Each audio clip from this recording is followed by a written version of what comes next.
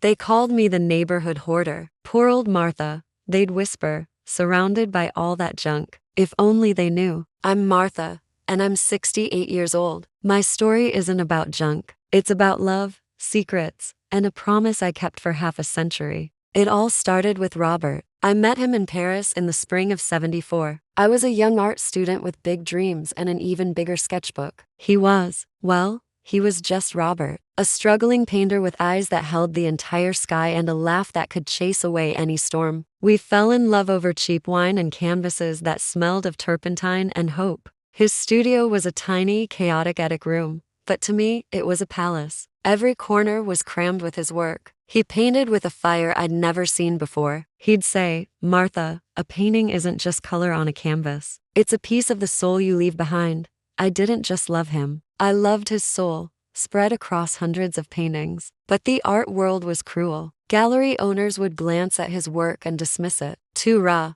one said. Too emotional, said another. Each rejection was a fresh wound. To pay the rent, he started selling his paintings on the street for a few francs, just enough for bread and more paint. It broke my heart to see pieces of his soul being sold for pocket change. One rainy afternoon, I found him sitting on the floor of his studio, surrounded by his beautiful, rejected work, just staring into space. The fight had gone out of his eyes. That's when I made a promise. "Robert," I said, "don't sell another one. Let me buy them. I'll give you everything I have. I'll be your patron." He laughed, a sad, hollow sound. "Martha, you have nothing. I have my heart," I told him, "and it believes in you more than anyone." So, we made a deal. For every new painting he finished, I'd buy it. My payment was a home-cooked meal, a mended shirt, or just holding his hand until he fell asleep. Each canvas he handed me felt like a sacred trust. I was no longer just his lover. I was the guardian of his legacy. Our Parisian dream ended when my visa expired. The day I left was the grayest day I've ever known.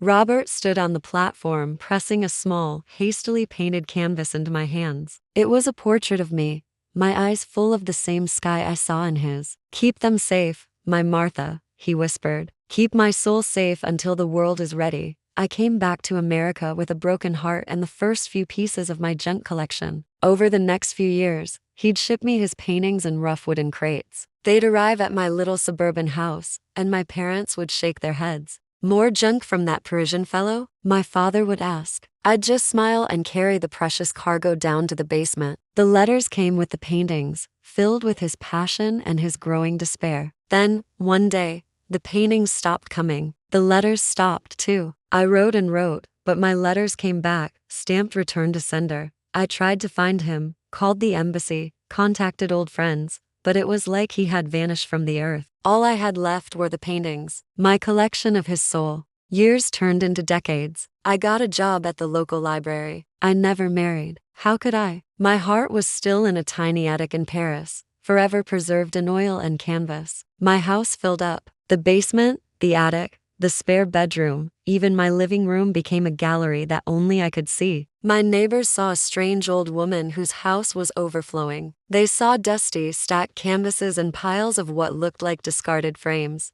My niece, Sarah, would visit and beg me to declutter. She'd say, "Aunt Martha, this isn't healthy. Let me call one of those cleanup services." "You can't live like this." I'd try to explain. "Sarah, these aren't just things. They're memories. They're important." But how could she understand? To her, they were just strange, dark paintings that took up space. I became the eccentric aunt, the family hoarder. The whispers hurt, but the thought of parting with even one of Robert's paintings hurt more. It would be like betraying him, breaking my promise. The turning point came last winter. The roof started leaking, right over the spare bedroom where I kept his earliest works. The water damage was extensive, and the repair costs were astronomical. I was retired, living on a small pension. I had no money, no choice. Sarah was firm. "Aunt Martha, you have to sell some of this stuff to pay for the roof. Let's just call an appraiser. Maybe you'll get a few $100s for some of the old frames." I felt a cold dread wash over me. Sell them? After all this time? It felt like a final, terrible failure. But the water was dripping closer and closer to a portrait of a flower seller Robert had been so proud of. I couldn't let his soul be washed away by a leaky roof. Defeated, I agreed. A young man named Mr. Davies came from the auction house. He had kind, patient eyes. Sarah led him through the house, apologizing for the mess. My aunt is a bit of a collector, she said, rolling her eyes.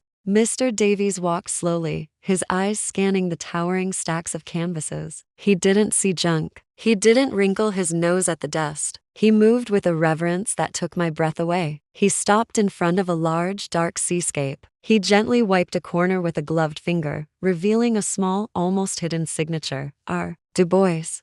He froze. He stepped back, his mouth slightly open. He looked from the painting to me, then back to the painting. Martha, he said, his voice barely a whisper, where did you get these? I told him everything. About Paris, the attic studio, the street sales, the promise. I told him about Robert Du Bois, the brilliant painter no one wanted. Tears welled in Mr. Davies's eyes. He took my hand. Martha, he said, his voice thick with emotion, Robert Du Bois didn't vanish. About 20 years ago, his work was discovered by a critic in a small Paris gallery. He became one of the most celebrated and enigmatic figures of 20th century art. They called him the Lost Master because after an initial burst of fame, his major works, his early, most passionate pieces were all missing. No one knew where they went. He gestured around my crowded living room. They weren't missing, Martha. They were here, safe. You weren't hoarding junk. You were single-handedly preserving the life's work of a genius. This is the Lost Du Bois collection. Each one is a masterpiece. Collectively,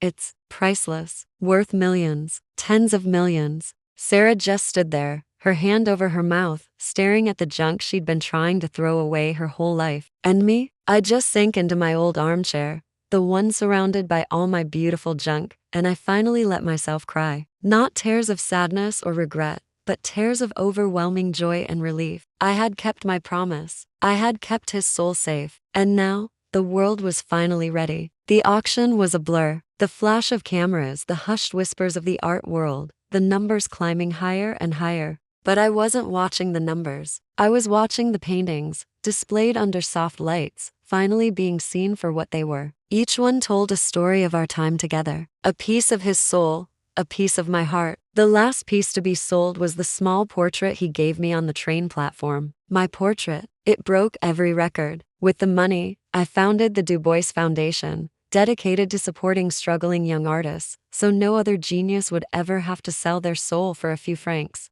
And in a quiet corner of the new museum wing I funded, hangs a single painting. It's not for sale. It's the portrait of me, his Martha. Sometimes I still sit in my now spacious, clean house, and it feels a little empty. But then I remember, I'm not a hoarder. I'm a guardian. I protected a treasure, not for money or for fame, but for love. And that's a story worth more than any masterpiece. Thank you for listening. Remember to follow our journey as we help new artists find their voice.